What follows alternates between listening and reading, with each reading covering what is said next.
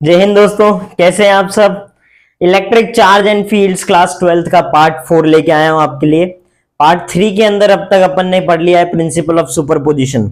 वहां पे single charge के ऊपर फोर्स निकालना बताया कि मल्टीपल चार्जेस से सिंगल चार्ज के ऊपर फोर्स कैसे निकाली जाएगी। क्लियर है। अब अगर नहीं पढ़ा हो तो पहले जाके वो पढ़ना, डिस्क्रिप्शन में लिंक दे रखा है, ठीक है।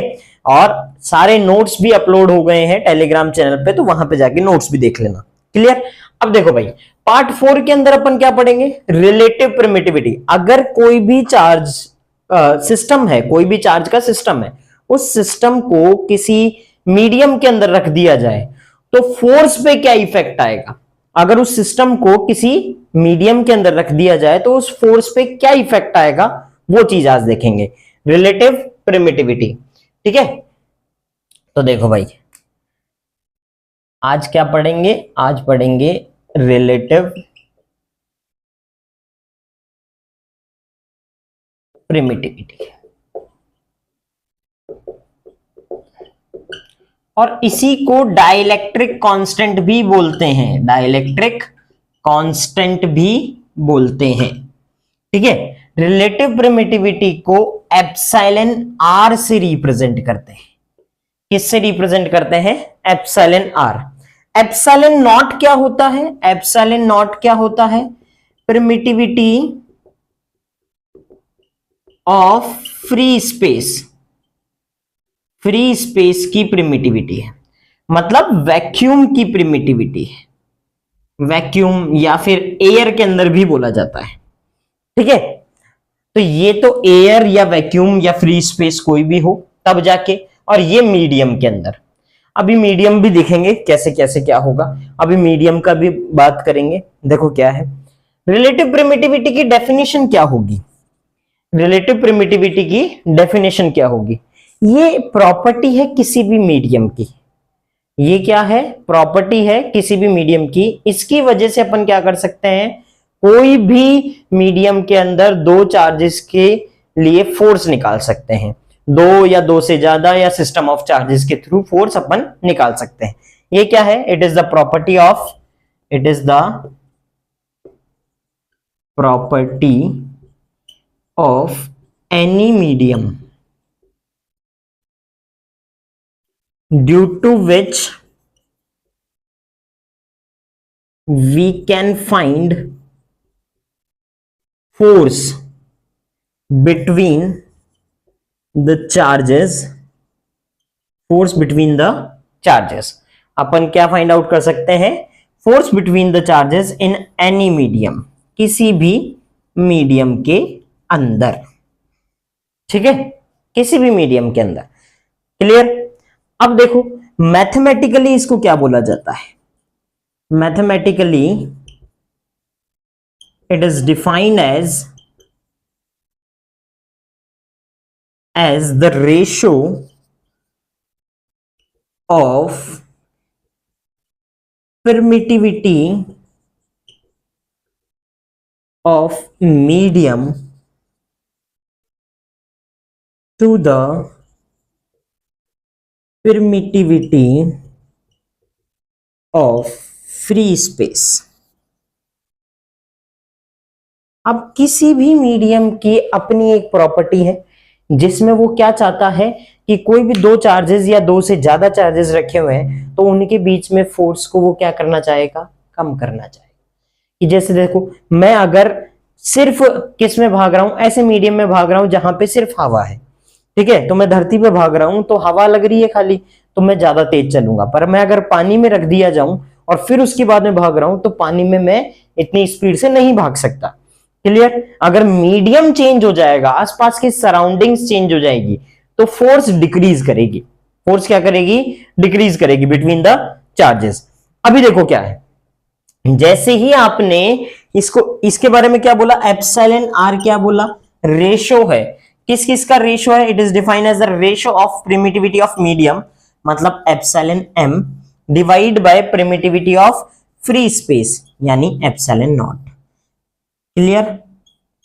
एप्सिलॉन एम कैसे आएगा, एप्सिलॉन एम कैसे आएगा, एप्सिलॉन एम को लिखेंगे epsilon naught into epsilon R, epsilon naught into epsilon R. ये क्या है? Permittivity of free space, free space की। और ये क्या है? Relative permittivity, relative permittivity. Clear? आगे बात समझ में? ये रिलेटिव परमिटिविटी है और ये परमिटिविटी ऑफ फ्री स्पेस है। ये क्या है? परमिटिविटी ऑफ मीडियम, किसी मीडियम की परमिटिविटी ऑफ मीडियम, किसी मीडियम की परमिटिविटी है, मतलब अलाउंस है कि वो मीडियम कितना अलाउ कर रहा है कि कोई दो चार्जेस या सिस्टम ऑफ चार्जेस के बीच में फोर्स कितना लग सकता है। क्लियर है? अपना हर एक मीडियम अपने अपने हिसाब से अलाउ करेगा, क्योंकि क्या होगा, मीडियम के पास में कोई डेंसर होगा, कोई रेयरर होगा, तो मीडियम के पास में पार्टिकल्स आसपास में होंगे। कोई ज्यादा अलाउ करेगा, कोई रेयरर होगा तो कम अलाउ करेगा, सॉरी ज्यादा अलाउ करेगा, रेयरर होगा तो, और डेंसर होगा तो कम अलाउ करेगा फोर्स लगने से। क्लियर है? तो ये प्रिमिटिविटी ऑफ मीडियम है, ये प्रिमिटिविटी ऑफ फ्री स्पेस है, और ये प्रिमिटिविटी ऑफ रिलेटिव प्रिमिटिविटी है, जो रेशो है किसका? मीडियम का और एप्सिलॉन नॉट का। क्लियर? आया समझ में? इसको in terms of force, in terms of force, force की टर्म्स में लेके चलें, फोर्स की टर्म्स में लेके चलते हैं। तो फोर्स क्या होता है? F is equals to K Q1 Q2 by are square होता है, यही होता है। और K को क्या लिखेंगे? K को लिखते हैं 1/4 pi epsilon naught Q1 Q2 by are square, ये लिखेंगे। क्लियर है यहां तक? तो ठीक है। अगर फोर्स इन मीडियम निकाला जाए तो मीडियम के अंदर फोर्स, तो मीडियम के अंदर फोर्स क्या होगा? 1/4 पाई एप्सिलॉन m।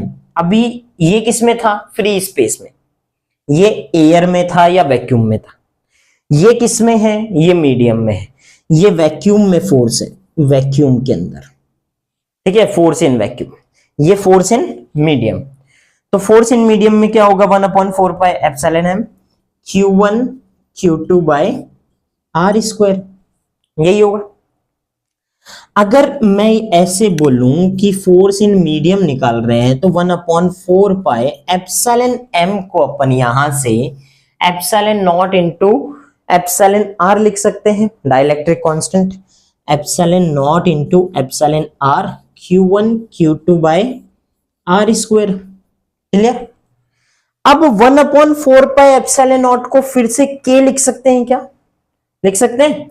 फिर से अपन यहां पे k लिखेंगे, तो फोर्स इन मीडियम में क्या होगा?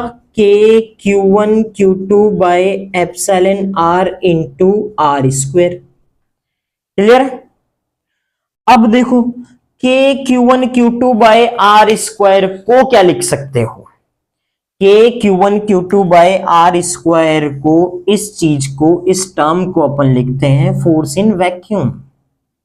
लिखते हैं क्या? वैक्यूम के अंदर फोर्स। तो एफ एम क्या होगा? F vacuum by epsilon R, यही होगा क्या?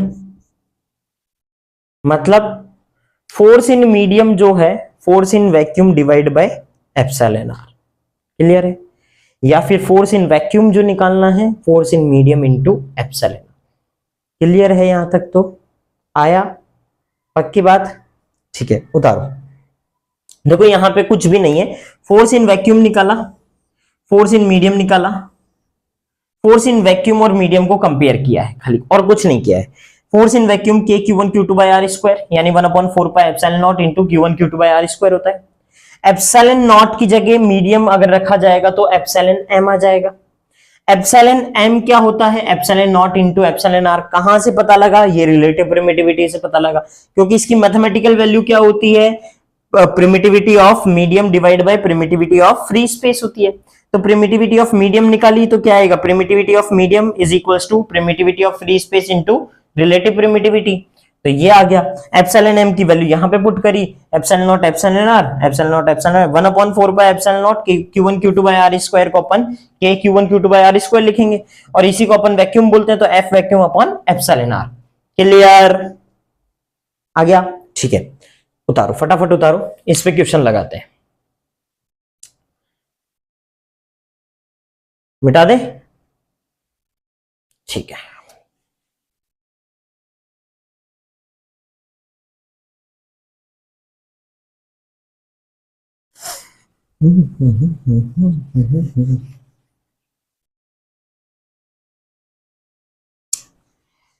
अरे भाई एक तो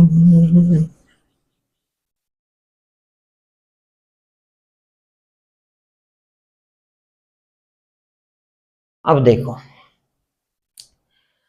क्वेश्चन देखते हैं। क्वेश्चन क्या दे रखा है, दो मेटेलिक चार्ज स्पेयर दे रखे हैं Q1 और Q2, है ना।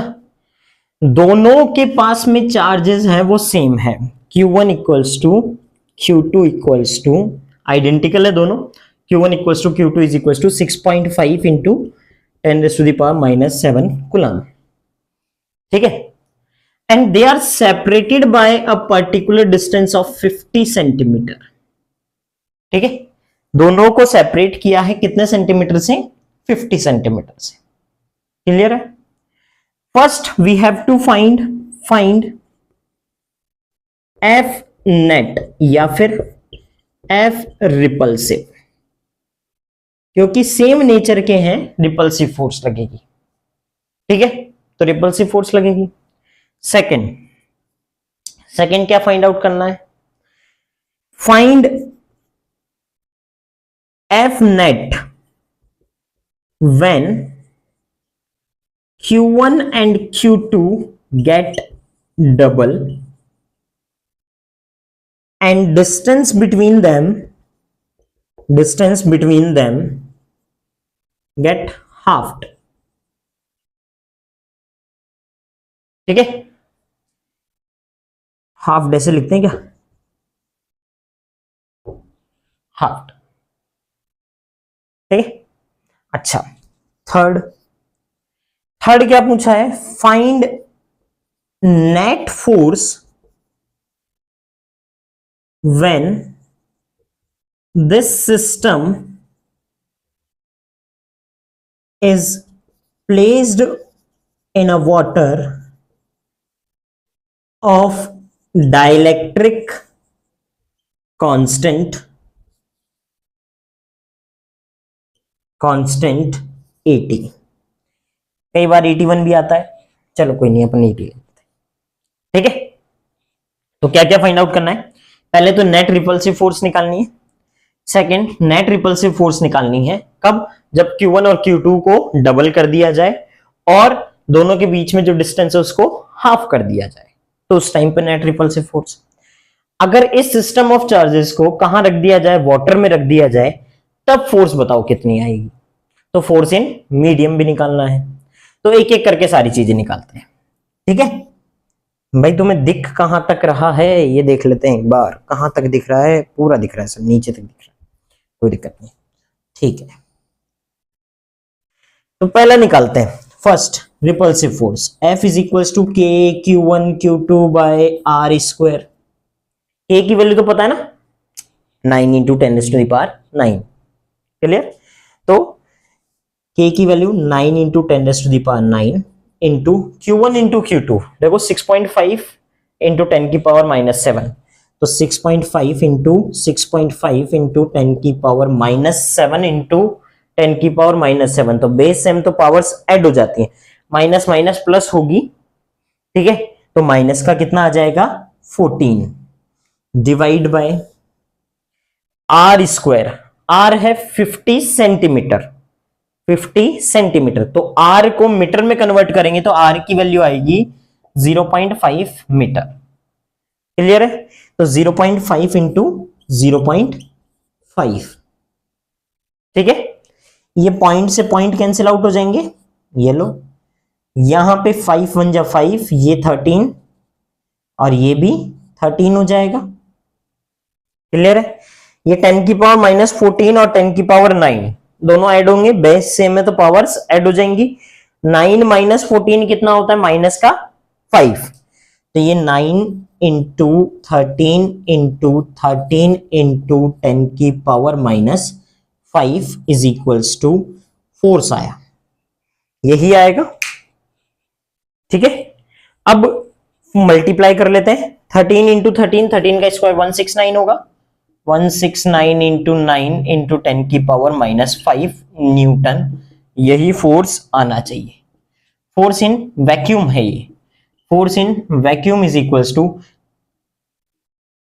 9 6 जा 54, 54 और 8, 54 और 8 हो गया 62, 6 9 1 जा 9 और 6 15 into 10 raise to the power -5 newton. Clear है? तो इसको और क्या लिखेंगे, फोर्स इन वैक्यूम ऐसे लिख दें 152.1 इंटू 10 की पावर -4 न्यूटन, कैसे भी लिख सकते हैं यार। ठीक है, क्लियर है? अच्छा, अब देखो ये तो वैक्यूम में आ गया, पहला वाला हो गया। फर्स्ट रिपल्सिव फोर्स निकली है। सेकंड नेट फोर्स निकालनी है। When Q1 Q2 get double, when Q1 Q2 get double and distance between them get half, और दोनों के बीच में जो डिस्टेंस है वो क्या हो जाए, हाफ हो जाए। तो फोर्स निकालनी है F dash is equals to, किसमें, वैक्यूम में ही निकालनी है। When Q1 Q2 get double, Q1 Q2 क्या हो जाएंगे, डबल हो जाएंगे। ठीक है, Q1 Q2 डबल हो जाएंगे। तो यहां पे अपन पहले वाली फोर्स देखें, FV देखें, वो क्या था, K Q1 Q2 by R square, और यही था 152.1 इंटू 10 की पावर -4 न्यूटन। ठीक है, क्लियर है, आए समझ में? ठीक है, तो ये वैक्यूम में था। अब अगर F डैश इन वैक्यूम, तो K 2Q1 into 2Q2 divide by R/2 का स्क्वायर, यही होगा। भाई देखो चार्ज डबल हुए हैं तो मतलब ये वाला भी डबल हुआ होगा और ये वाला भी डबल हुआ होगा। तो 2 2 जा 4, तो यहां पे हो जाएगा 4K Q1 Q2 by R square by 4। अब ये 4 जो है वो ऊपर चला जाएगा, तो force in vacuum F dash in vacuum क्या आएगा, ये 4 ऊपर जाएगा, 4 4 जा 16 K Q1 Q2 by R square. Clear है? F डैश ऑफ V क्या होगा, F डैश ऑफ V होगा 16 into 152.1 into 10 raise to the power -4 newton, यही होगा। यही तो था K Q1 Q2 by R square, इसको 16 से मल्टीप्लाई कर देंगे। ठीक है, K Q1 Q2 by R square की वैल्यू पता तो थी अपन को, FV तो था ही, है ना, तो ये F डैश V आ गया। क्लियर है? अब देखो लास्ट फाइनल जो अपना आज का टॉपिक है वैसा वाला question, find the net force when this system get placed in a water. तो अभी एक चीज देखा था, एक फॉर्मूला अभी क्या आया था अपने पास में कि फोर्स इन मीडियम निकालना है, अगर फोर्स इन मीडियम निकालना है तो force in vacuum divide by epsilon r, यहां से सीधा ही कर सकते हैं।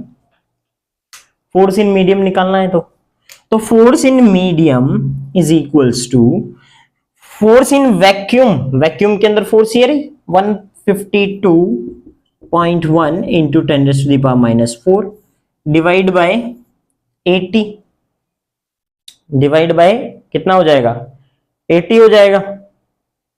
क्लियर है? इसको 2 2 -2 हो जाएगा। ठीक है, तो इसको ऐसे लिखें, इसको इससे डिवाइड कर लेते हैं,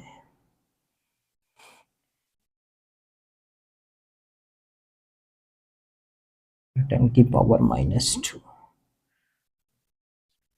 इसको 152 कर दिया तो ये 1.84 इंटू 10 की power -2 force in medium, multiply करके देखना बेटा अच्छे से, 1.84 इंटू 10 की पावर -2 न्यूटन। क्लियर है? फोर्स इन मीडियम आया है, क्या है ये, फोर्स इन मीडियम। क्लियर? यही आएगा। ठीक है, आगे समझ में, मीडियम के अंदर फोर्स निकालना था यहां पे। क्लियर है?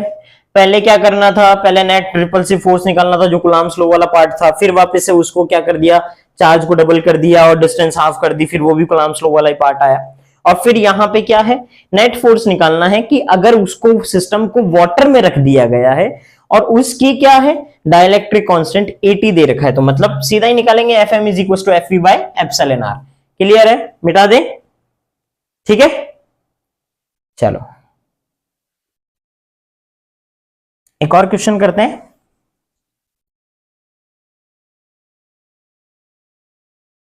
एक और क्वेश्चन करते हैं,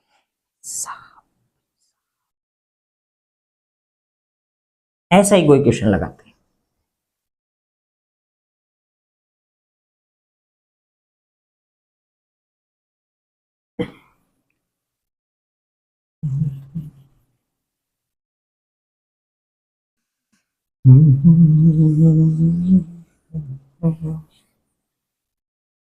देखो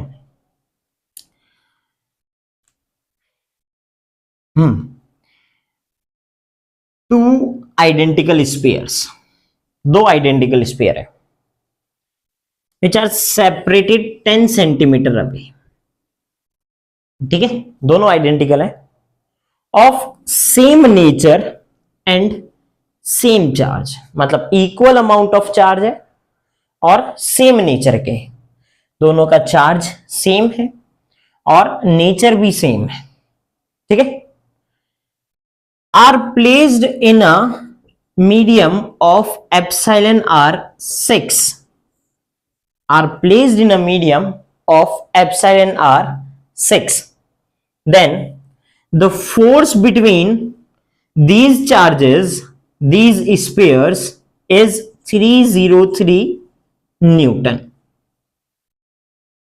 Clear? 303 Newton. Then find the charge on each sphere, दोनों स्पेयर्स के ऊपर चार्ज निकालना है। तो फॉर्मूला क्या होता है फोर्स का, K Q1 Q2 by are square, ये वैक्यूम में होता है। मीडियम में क्या होता है, मीडियम में Fm Fv by epsilon r होता है, ये पता है, ठीक है। एफ वी ये रहा, एफ एम निकालना है, एफ एम निकालना नहीं है, ये क्या दे रखा है, मीडियम के अंदर फोर्स दे रखा है एफ एम, तो एफ एम कितना है 303 इज इक्वल्स टू, अब एफ वी पता नहीं है तो एफ वी की वैल्यू रखेंगे के Q1 Q2 by are square into epsilon are. Clear, 303 newton, के की वैल्यू पता ही होती है 9 इंटू 10⁻⁹, Q1 Q2 दोनों इक्वल है, Q1 equals to Q2 equals to Q, दोनों का मैग्नीट्यूड सेम है, तो Q square divide by R की वैल्यू 10 सेंटीमीटर, तो R की वैल्यू हो जाएगी 0.1 मीटर, ठीक है, तो R हो जाएगा 0.1 इंटू 0.1 और एप्सिलॉन आर है 6। क्लियर, यहां से क्यू स्क्वायर की वैल्यू आएगी, Q square is equals to 303 into cross multiply करते हैं 6 into 0.1 into 0.1 divide by 9 into 10⁻⁹। 3 1 जा 3 0, 3 1 जा 3, 3 3 जा 9, 3 1 जा 3, 3 2 जा 6, ठीक है, ये दो पॉइंट्स हटेंगे तो नीचे 11 आ जाएगा, ये दोनों पॉइंट्स हटाए तो 11 आ गया, ठीक है, तो 100 और लिख लो, या फिर ये 11 हो गया, 11 ऊपर जाएगा माइनस का 11, और ये क्यू स्क्वायर क्या हो जाएगा, Q square is equals to 202 into 10⁻⁻11 और कूलम, नॉट न्यूटन, कूलम आएगा। Then Q is equals to, इसको ऐसे लिखे 20.2 इंटू 10⁻⁻10 कूलम का रूट 20.24 4 4 just 16, तो अराउंड 4.5 इंटू 10 की पावर -5 कूलम।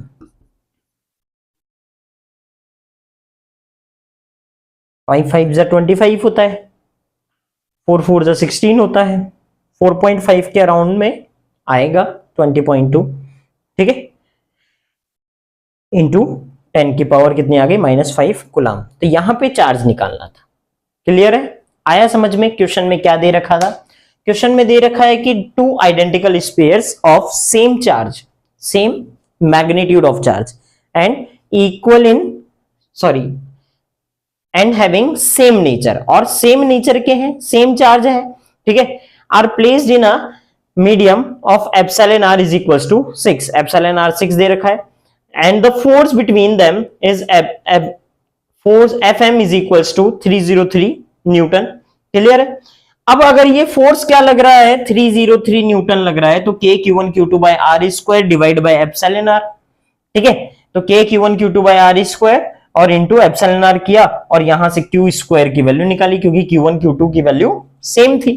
तो यहां से q स्क्वायर की वैल्यू, q की वैल्यू क्या आ गई, 4.5 इंटू 10 की पावर -5 कूलम। ठीक है, आगे समझ में? ठीक है, तो ये हो गया तुम्हारा डाइलेक्ट्रिक कांस्टेंट, रिलेटिव परमिटिविटी। आज के लिए इतना ही। जय हिंद, जय भारत।